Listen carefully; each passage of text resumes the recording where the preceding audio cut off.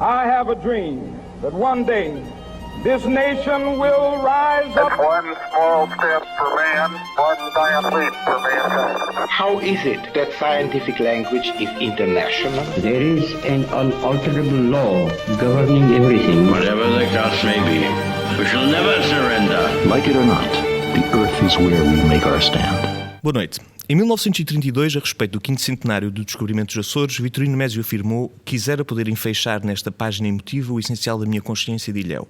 Em primeiro lugar, o apego à terra, este amor elementar que não conhece razões mas impulsos.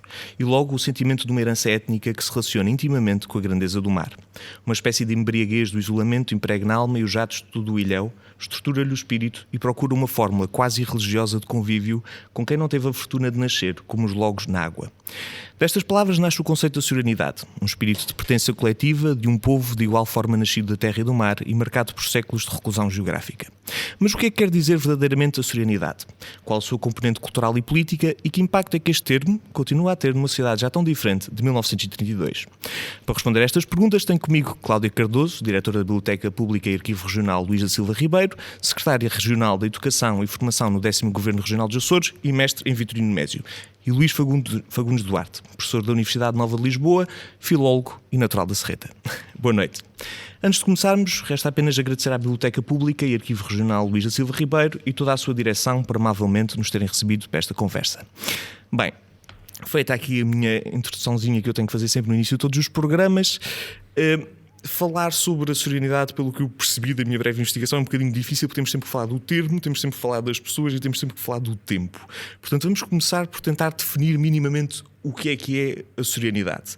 O primeiro dá-nos uma definição muito simplística como qualidade própria do que é açoriano, caráter específico da cultura ou da história dos Açores e sentimento de amor ou de grande afeição pelos Açores. Eu agora passo-vos a palavra a vocês e pergunto qual é que é a definição que julgam ser a mais correta ou eficaz ou concreta para podermos discutir esta temática da açorianidade. Não sei quem é que quer começar. Bom, boa noite. Posso começar, embora não esteja a ser muito correto, ainda sou do tempo em que as senhoras vão sempre primeiro. De qualquer maneira, quando nós falamos em açorianidade, temos de ter em consideração que isto é um conceito fabricado, inventado, de certa maneira, por um jovem intelectual de 31 anos, chamado Vitorino Mésio, natural da Praia da Vitória. Portanto, quando falamos em açorianidade, estamos a falar num conceito erudito, que deve ser visto na perspectiva cultural. Não é um conceito político, no sentido que não tem nada a ver, na minha opinião, não tem nada a ver com os movimentos autonomistas, com todas aquelas posições políticas que ao longo dos séculos foram fazendo dos Açores uma espécie de como depois acabaram por ser, infelizmente, com a designação de ilhas adjacentes no tempo do Estado Novo, ou seja, uma região de Portugal que nunca estava bem. Porquê? Não era só por causa da distância, havia outras razões e essas razões são essencialmente culturais. Quando se começou a falar nos movimentos autonomistas, sobretudo em São Miguel, no século XIX, nunca essa ideia de açorianidade funcionou. Funcionou sempre a distância relativamente à metrópole, como se dizia na altura, o afastamento físico, mas também cultural, algumas diferenças, mas essencialmente eram conceitos políticos, tinham a ver com a gestão do território, etc. A açorianidade deve ser visto no contexto cultural e é, sobretudo, digamos, define a condição da pessoa que tem os Açores como raiz e como tradição. Não é?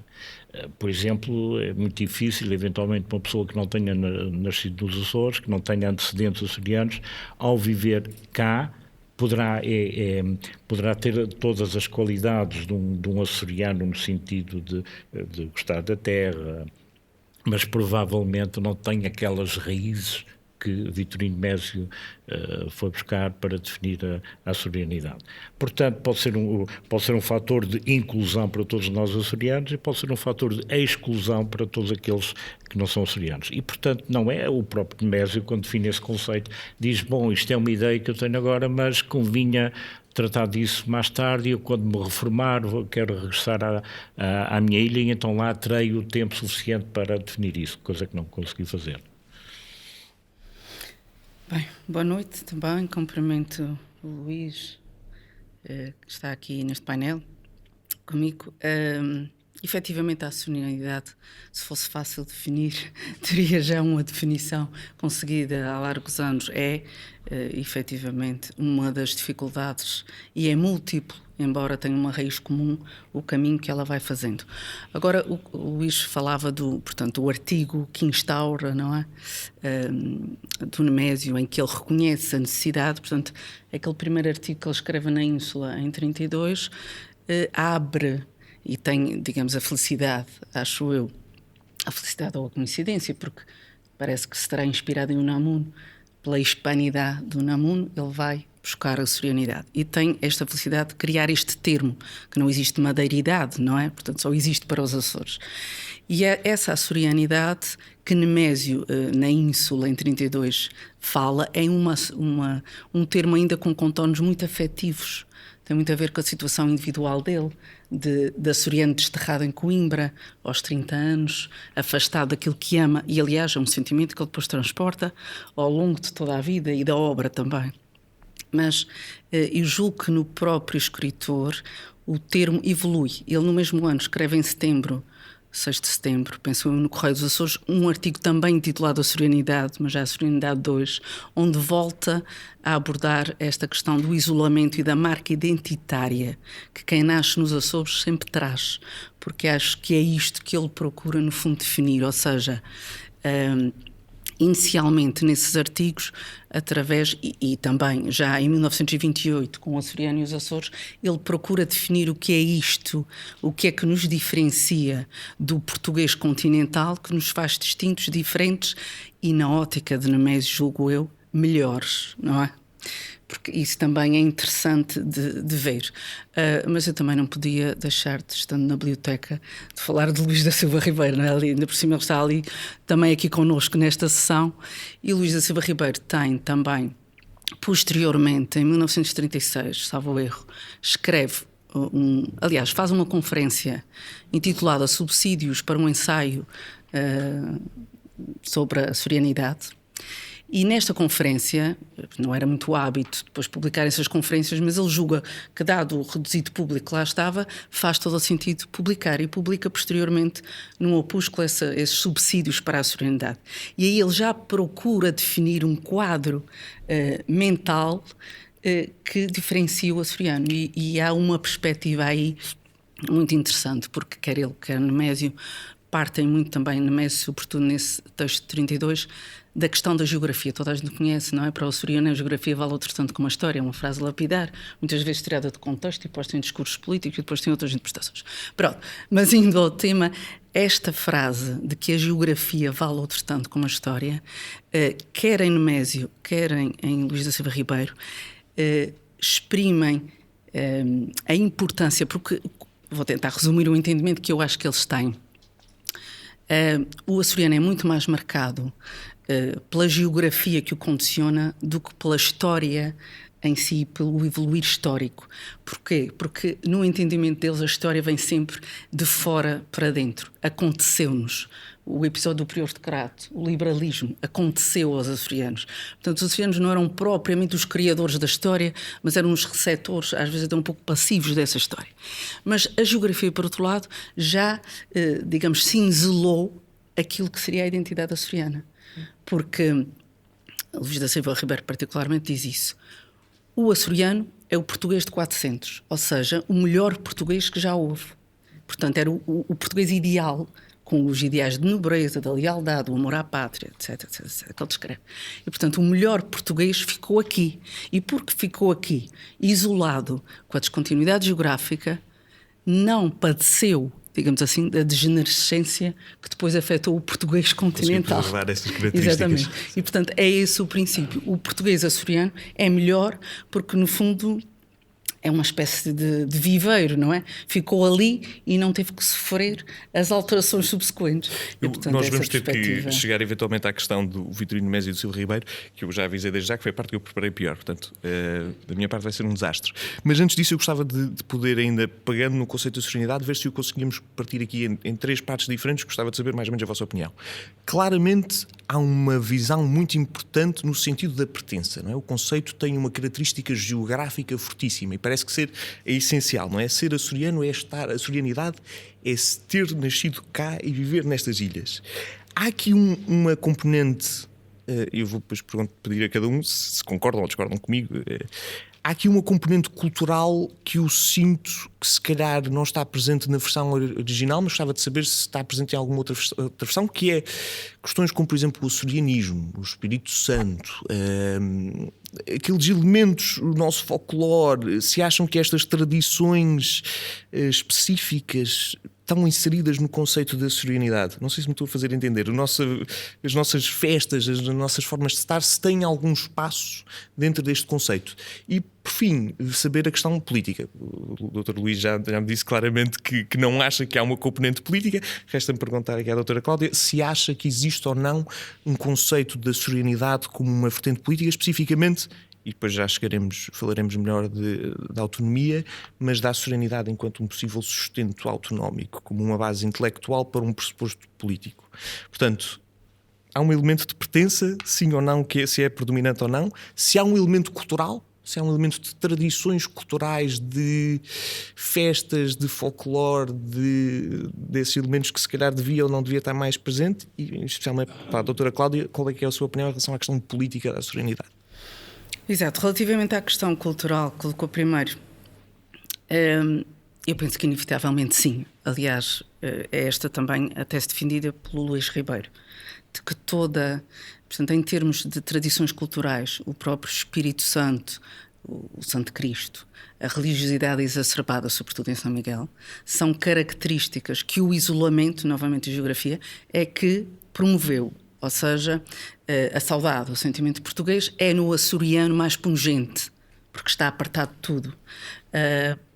E ele próprio é um exemplo disso, não é? O Nemésio, que sai daqui aos 18, 19 anos, passa a vida a dizer isso, em tudo que é obra. Portanto, este sentimento de apartamento, de afastamento daquilo que era mais querido. Como o Luís há pouco dizia bem, um dos libelos que ele mais defende neste artigo da Ínsula é o regresso, é o poder estar fechado nas suas 4 paredes da terceira, a escrever então um ensaio de fundo, que não aquele artigo, enfim, de um jovem emotivo e emocionado pela distância, mas um ensaio de fundo sobre o que é isto de ser da identidade açoriana. Mas sim, ele tinha que idade já agora? Quando 31. 31. Esse primeiro tinha 31. E, portanto, naturalmente, eu julgo que sim, que as nossas tradições se inscrevem nessa matriz possível identitária.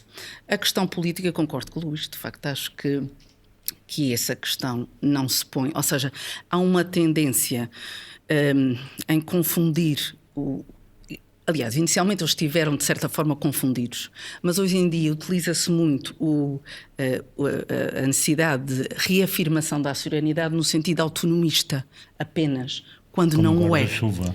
Exato. Quando não o é. Ou seja, esta açorianidade que Nemésio fala e que Luís Ribeiro fala, nada tem a ver com uma intenção, pelo menos inicialmente. Porque depois vamos ver que Nemésio, posteriormente, aliás, não se bem me lembro, sobretudo pós-Revolução 25 de Abril, ele claramente defende um governo próprio dos açorianos, que conhecem as suas características, que os de fora não conhecerão. Mas isto também é a evolução do próprio escritor. Estamos a falar dele com 31 anos e depois no final da vida, em 75, quando grava, se bem me lembro. Mas voltando atrás.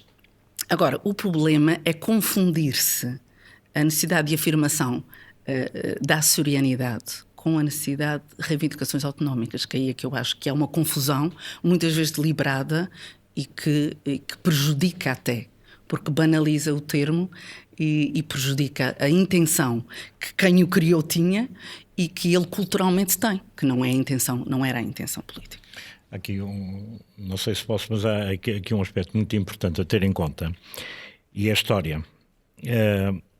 Ao longo da história, as ilhas dos Açores, sobretudo as, digamos, as maiores, com mais população, sempre funcionaram quase como se fossem pequenos estados.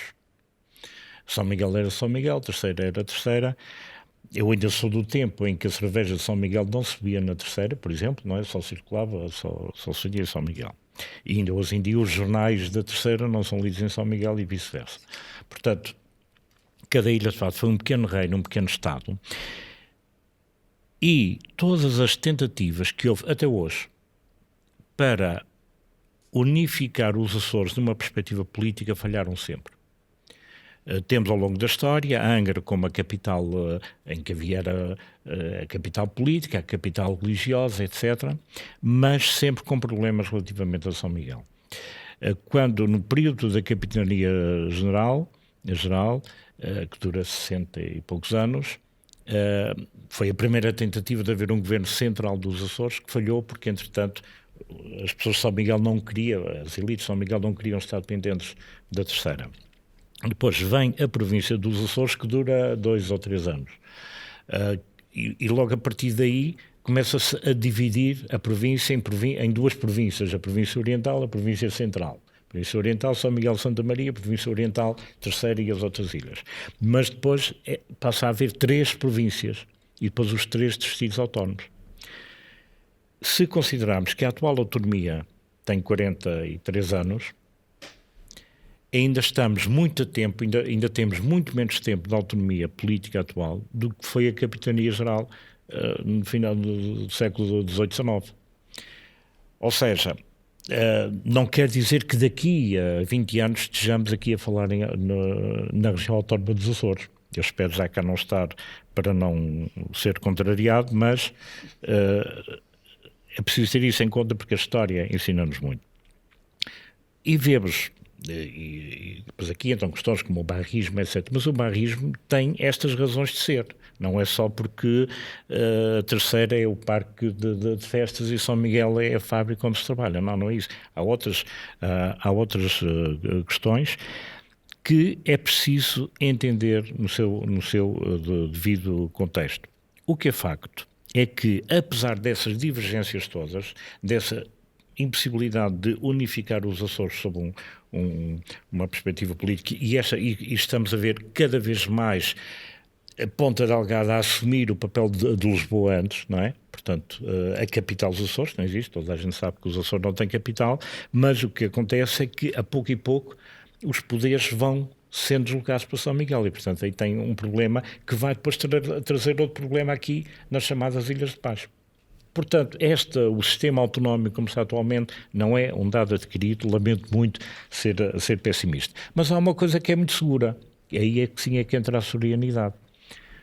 Apesar dessas situações históricas todas documentadas, tudo aquilo que nós hoje entendemos como sendo a soberanidade permanece e unifica. E é por isso que eu digo que a açorianidade não é um conceito político, mas um conceito cultural. Ou seja, os açorianos são açorianos independentemente de quem está no poder ou de como é que o poder é gerado e, sobretudo, gerido. Sim. Tenho que admitir que fui apanhado um bocadinho de surpresa com esta posição, porque quando eu estava a fazer aqui a minha pesquisa, aliás, na Enciclopédia Açoriana da Direção Regional da Cultura, diz mesmo que tem esta expressão que é: a açorianidade não deve ser, com efeito, só entendida como um conceito subjetivo para a glosa de filósofos ou artistas, como pensam alguns espíritos mais positivistas, mas como um fundamento da identidade açoriana e as suas formas de expressão e, portanto, como um fundamento de uma estrutura de poder político que lute pela autonomia. Portanto, eu até estava muito virado para esta questão da concepção política da açorianidade e até fico surpreendido pela positiva de ver que vocês não lhe dão essa conotação política com tanta facilidade, porque parece-me ser defendida em alguns meios que a açorianidade é quase o sustento, não vou dizer emocional ou intelectual, do processo autonómico. Francisco, posso só dar um exemplo que não tem nada a ver com os Açores. O que é a Alemanha? A Alemanha é um Estado muito recente. O que é a cultura alemã? Que produziu Bach, Beethoven, Mozart, essa gente toda, Hitler também. Portanto, o que é esse universo cultural que não tem nada a ver com o Estado que se chama Alemanha? Portanto, o universo germânico é muito antigo e muito forte culturalmente.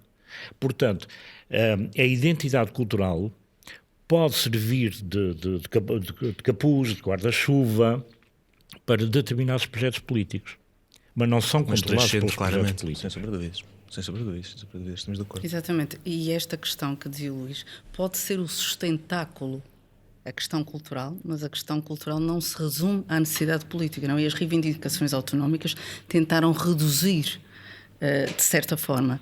Aliás, no movimento o primeiro movimento autonómico, há uma figura proeminente, o Arruda Furtado, que procura, aliás, como todos sabem, não vou estar aqui, as questões da independência, o primeiro movimento autonomista era bastante radical e o segundo também o foi, mas procurava, sobretudo por via de São Miguel, não é? Porque foi um movimento que nasceu sobretudo lá e que não teve acolhimento nem na Terceira nem no Faial, os outros distritos, mas que procurou, portanto, marcar a diferença identitária, a diferença cultural, para já com objetivos políticos, quase estritamente, e depois de uma forma, digamos, exclusiva, portanto, marcar pela diferença, ou seja, apenas pela parte negativa.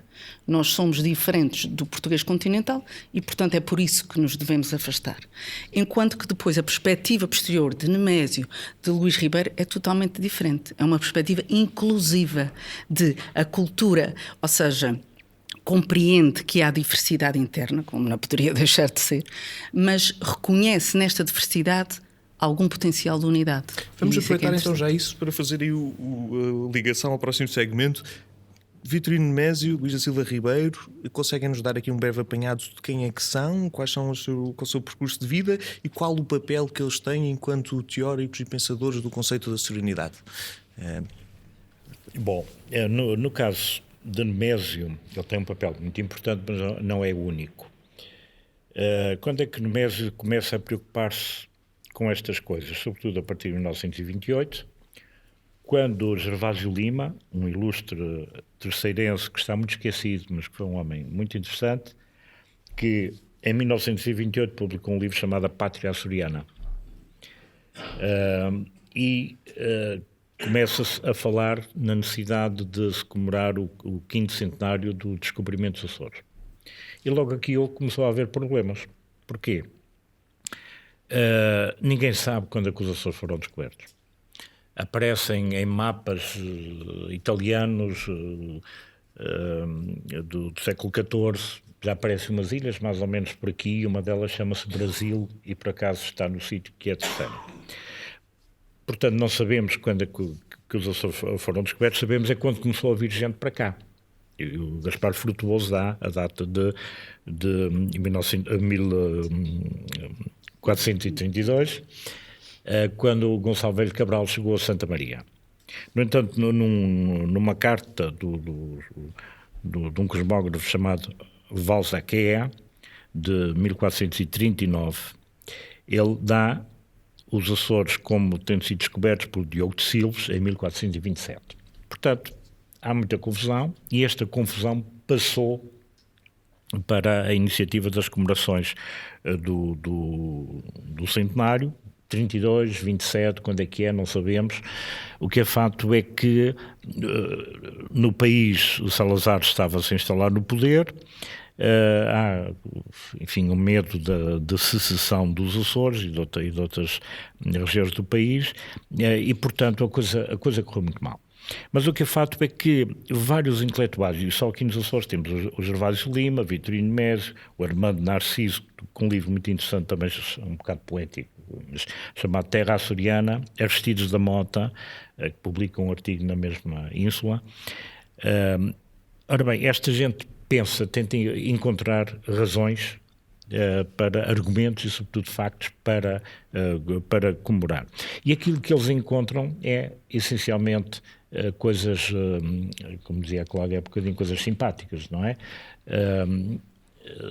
Enfim, é um povo trabalhador, as ilhas são muito bonitas, aquelas emoções básicas, primárias, relativamente àquilo que deve ser o açoriano e, sobretudo, realçando as características muito trabalhadoras, muito dedicadas, o espírito de sacrifício, etc., da população.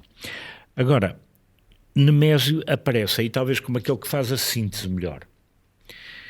E ele diz que aquilo que define, que está na base da identidade cultural dos açorianos relativamente às outras regiões do país, é que os Açores são povoados, digamos, por uma camada, há um navio que chega com gente lá dentro, portanto chegam de uma vez, aristocratas e povo. Os aristocratas têm uma noção de Estado, têm interesses estéticos, têm poder, procuram conforto, e vêm os pobres, os trabalhadores que vêm trabalhar a terra, fazer as arroteias, etc. O que faz é que eles têm que viver em conjunto naquele período. E Nemésio apresenta como uma das razões para, digamos, esta maravilha que é a organização do território nos Açores e concretamente aqui na Terceira, é exatamente ter havido em simultaneamente e dependendo uns dos outros, os nobres e o povo, os nobres que faziam as casas, que tinham poder, e o povo que fazia, que trabalhava. É aquilo que ainda vemos hoje nas touradas, em que tanto está a aristocracia como o povo, mais povo, estão ali na tasca a beber umas cervejas e a ver o touro. Portanto, esta mesclagem articulada de interdependência entre dois grupos sociais que chegam ao mesmo tempo a ilhas que estavam completamente virgens e, portanto, tiveram que fazer muito trabalho sobre o território, que está na base dessa diferenciação. Enquanto no continente era um processo histórico, já vinha da pré-história, que não sabemos quando, em que as pessoas iam sendo pobres porque eram filhas de pobres, iam sendo ricas porque eram filhas de ricas, e cada uma no seu espaço. Aqui vieram eles todos para o mesmo espaço. Mas Nemésio chama a atenção por uma coisa, que é esta. É preciso muito cuidado quando se arranja os adjetivos e as qualificações todas para designar o que é ser açoriano, o que são as ilhas, etc. Ele diz assim: hinos à terra, no estilo das caravelas e das cruzes de Cristo dos cinzeiros, não sei nem quero fazê-los, soam a oco. São dispneia mental ou incontinência de língua. Isto ele diz em 1928 no Açoriano e os Açores. No artigo açoriano ele diz ainda: mas este simbolismo está muito longe de aludir com clareza aos segredos do ser açoriano e mais parece um entretenimento literário do que um sério propósito de pôr o problema da nossa alma. Isto faz-me lembrar aquela tendência que muitas vezes há, e eu sei que há muita gente que não concorda comigo, ainda bem, é que nós hoje temos aquela ideia de que ser um escritor açoriano, desde que tenha lá uns cagarros, umas águas a bater nas rochas, a lava, etc. Temos a açorianidade, e Nemésio diz isso é as caravelas nos cinzeiros, não é? Isso é o folclore no pior sentido do termo. Portanto, e ele diz, não é? Ou isto é de facto um conceito literário, mas não vale a pena estarmos a fazer literatura para isso, ou então devemos pensar nisso muito a sério, não é? Mas é ele, de facto, nestes dois artigos, não é? E já agora, por exemplo, ele tenta definir o que é a humanidade açoriana e define. Ele começa por considerar um grupo que são os pré-açorianos, que são aqueles que vieram de fora. Não sei se nós vamos ter tempo para entrar nos pré-açorianos, infelizmente já estamos a começar a ficar aqui um bocadinho apertados e eu vou ter que passar a palavra àquela doutora Cláudia. Então ficamos nos pré-açorianos que ainda existem. Ainda vamos ter tempo para falar isto depois. Doutora Cláudia, já temos aqui uma boa visão sobre Nemésio. Vou-lhe pedir, se calhar, que faça um parecer sobre o que foi dito até agora e que se dedique um bocadinho mais a falar ali do Luís Silva Ribeiro, que olha para nós tão intensamente. Pois, aquilo que o Luís abordou acerca de Nemésio está absolutamente dentro daquilo que eu penso, da visão que ele teria, e eu própria acho que ele também evoluiu dentro do seu próprio pensamento, ou seja, ele faz um retrato psicológico, étnico da identidade açoriana, não é? Que inicialmente ele não procura fazer e depois caminha neste sentido.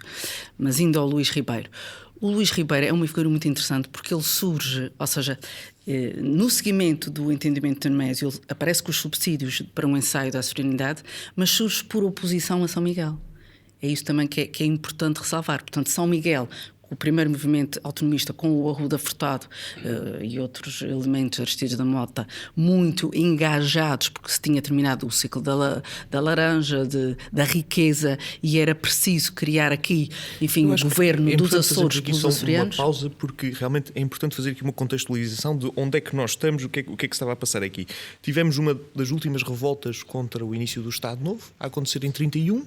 Temos o Estatuto da Autonomia dos Açores, o primeiro Estatuto, não, o Estatuto da Autonomia, a primeira, como é que temos aqui? O Estatuto dos Distritos Autonómicos em 33, portanto estamos aqui numa fase... Estamos neste conclave e, portanto, a celebração, e isso também é o que eu entendo, a celebração dos 5 séculos do povoamento dos Açores é a oportunidade ideal. Mas consegue dar mais pormenores, mais para repensar, para repensar isto, não é? E eu penso que esta febre, no fundo, que acaba por acontecer com o Luís Ribeiro, com o Nemésio, vem no seguimento disto, da tentativa de definir e de isolar. A diferença é que uns isolam pela exclusão e outros com uma tentativa de inclusão. E o Luís Ribeiro escreve um artigo, eu não sei precisar o ano, mas penso que é 1919, que é muito interessante e que vem por oposição ao tal primeiro movimento autonomista de São Miguel, que fala precisamente, portanto, como sabem, havia aquela radicalização de discurso, até uma tentativa de separar os Açores de Portugal e de os fazer integrar até como arquipélago americano, pertencente aos Estados Unidos da América. Houve essa pretensão. É melhor o Sr. Trump não ouvir isso. Sim, sim, sim. Agora isto é perigosíssimo nesta altura. Mas senão lá se vai a Groenlândia. Mas neste seguimento, o Luís Ribeiro escreve um artigo que se chama Os Açores de Portugal. Ora, isto é muito significativo.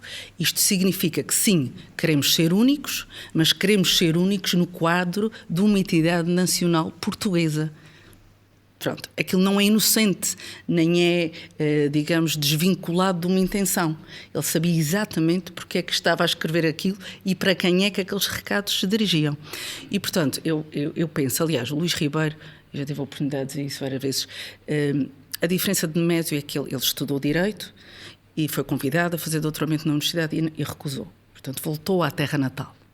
E este voltar à terra natal é terrível, não é, Luís? Pronto. Não ficou.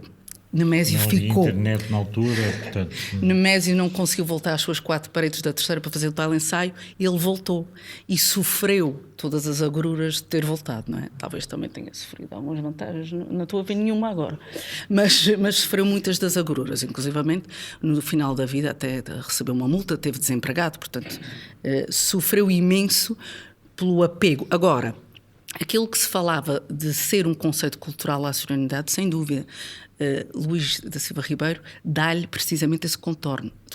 Aliás, ele é o maior etnógrafo, é o etnógrafo açoriano, por excelência, não o mais falado nesse sentido.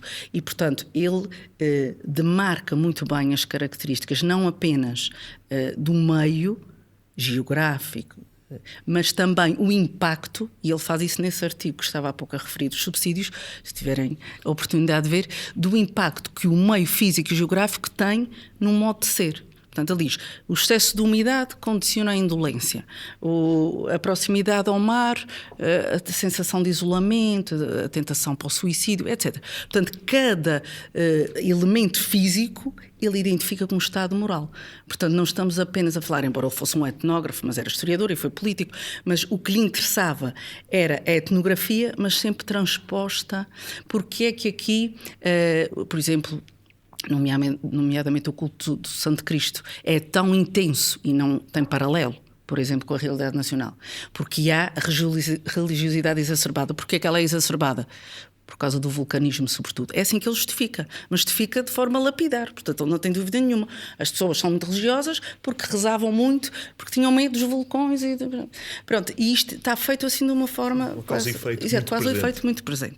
E portanto, eu julgo que ele teve um papel também crucial desta tentativa de definição sempre inacabada do que é a açorianidade, porque procura gizar, tal como o Nemésio fez com os 3 tipos que coloca inicialmente e que alguns persistem, este quadro mental persiste. O Miquelense é trabalhador, o Picaroto, Nemésio tinha como a excelência, o açoriano de excelência, o melhor de todos, o terceirense, o folgazão. Gosta de festas. Gosta de mais indolente. Mas o terceirense é bom quando está fora da ilha. Exato. Para a América sim. E é um grande trabalhador. E aí revela-se.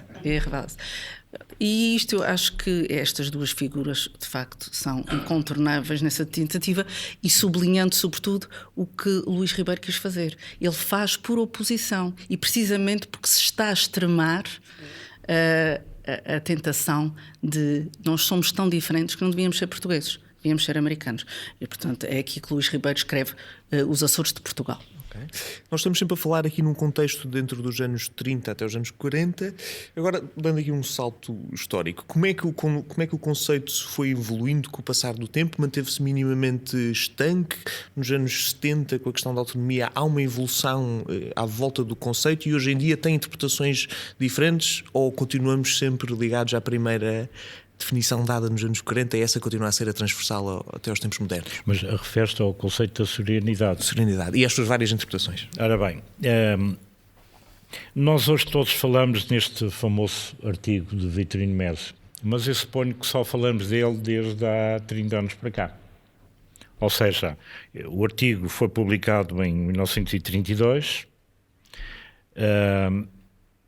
e possivelmente ficou com uma daquelas coisas interessantes que o Nemésio escrevia. Aliás, um grande crítico contemporâneo de Nemésio, que é João Gaspar Simões, dizia que a poesia do Nemésio era a falar das tias e das saudades da ilha e não sei o quê, portanto, era uma poesia menor, etc.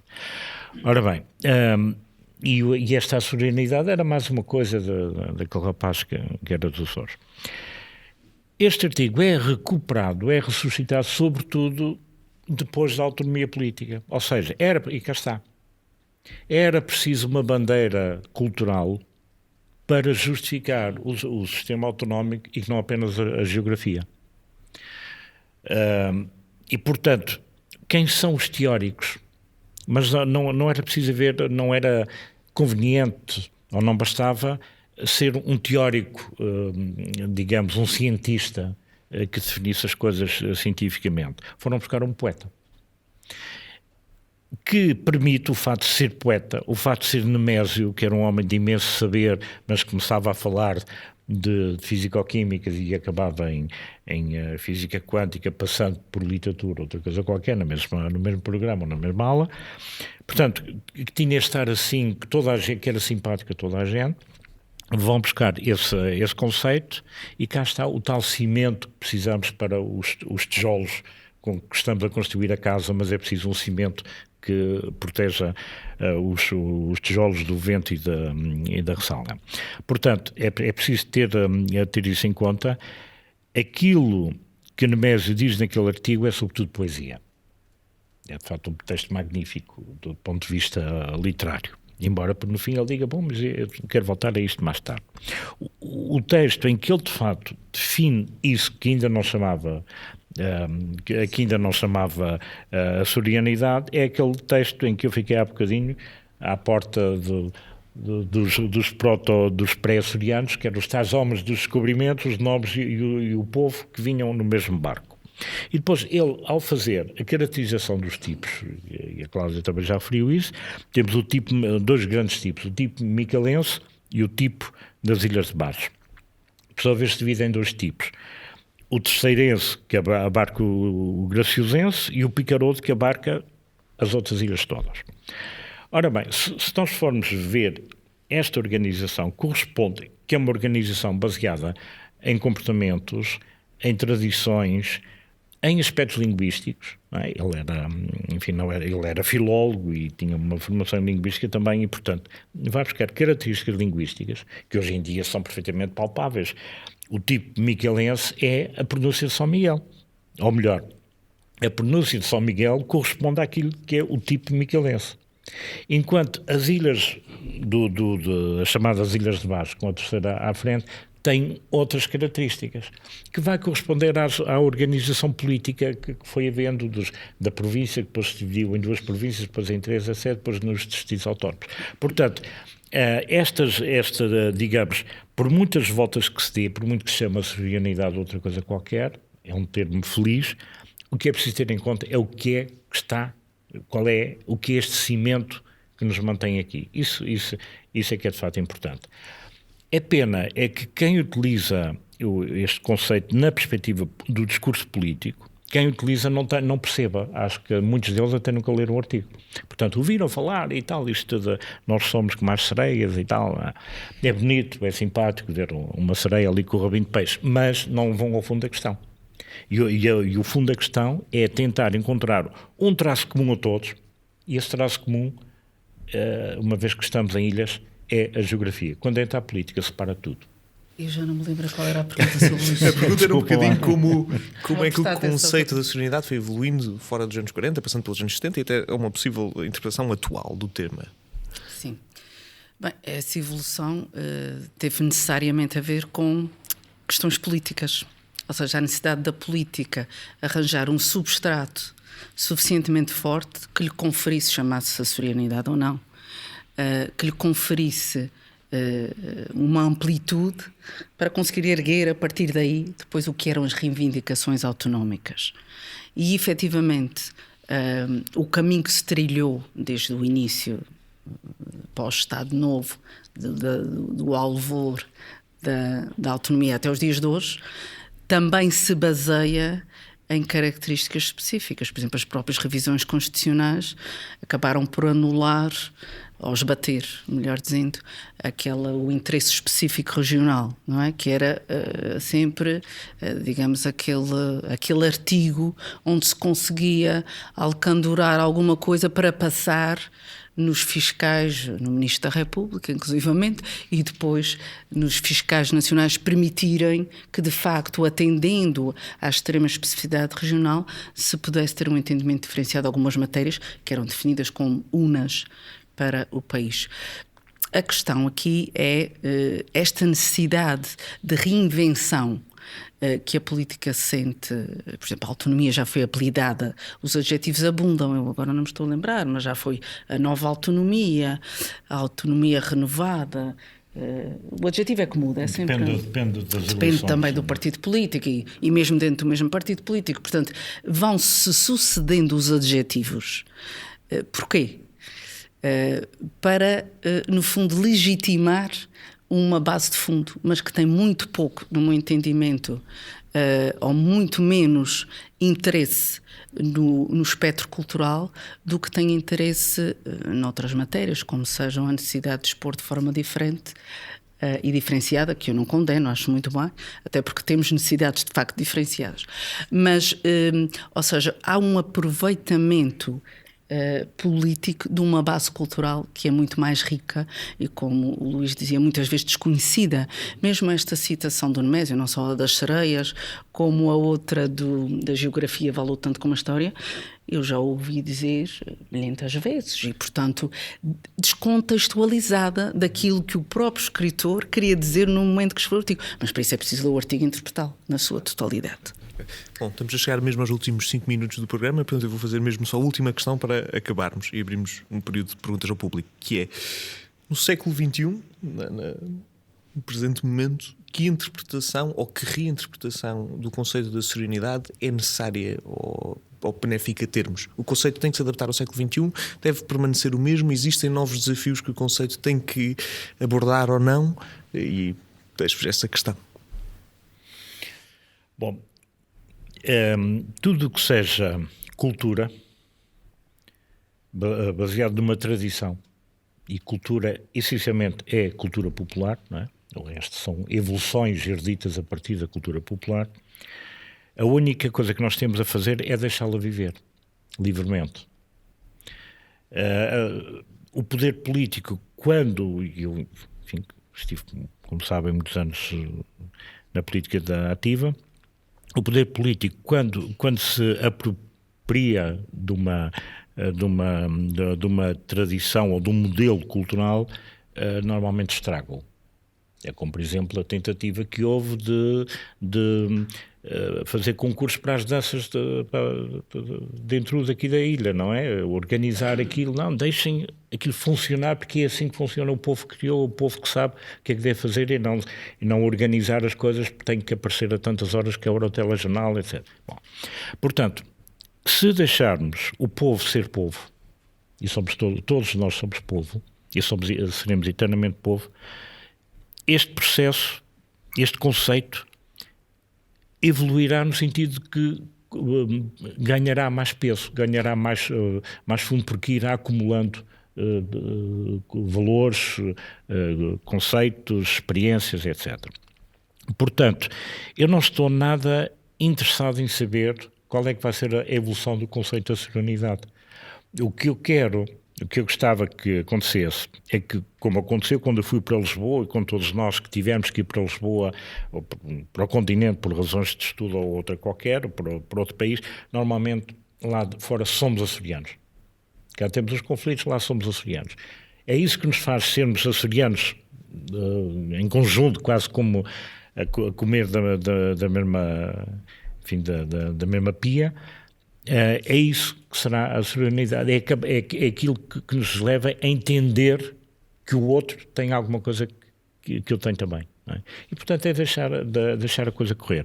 Eu espero que não haja nenhum partido político, nenhum governo que resolva fazer o dia não sei quantos dá a soberanidade. Que haja o dia da região autónoma, isso é uma questão política. O dia da soberanidade é aquilo que nós vivemos nos Romanos de São Miguel, nas danças dentro da Terceira, nas cavalhadas da Ribeira Grande, pronto, o que quiserem. É isso que é de facto a soberanidade, é aquilo que persiste. E isso nunca morrerá.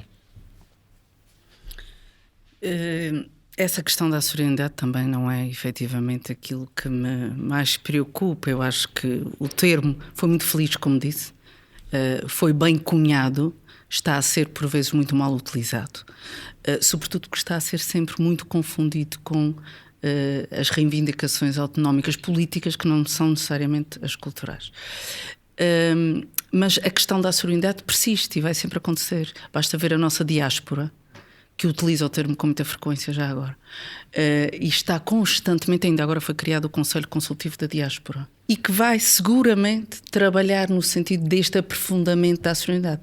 Mas a soberanidade não é bem algo que precise de ser aprofundado, porque ela existe de per si. Porque é que nós vamos a Santa Catarina do Brasil e verificamos manifestações culturais com uma raiz muitas vezes igual, que já foi transportada há séculos e que persiste na sua essência, porque é uma manifestação cultural açoriana e uma manifestação da açorianidade, se quisermos.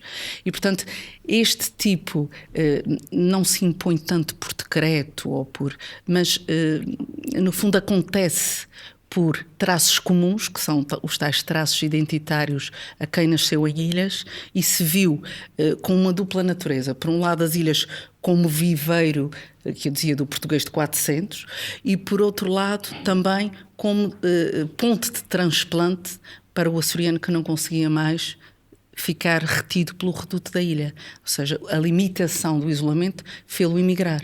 Por isso é que nós temos, digamos, a rijeza de caráter que define o Luís Ribeiro dos que cá ficaram e aturaram a dureza, que devia ser extrema, da altura do povoamento, até àqueles que daqui saíram por não conseguirem suportar as mesmas forças que, no fundo, informam a questão da soberanidade.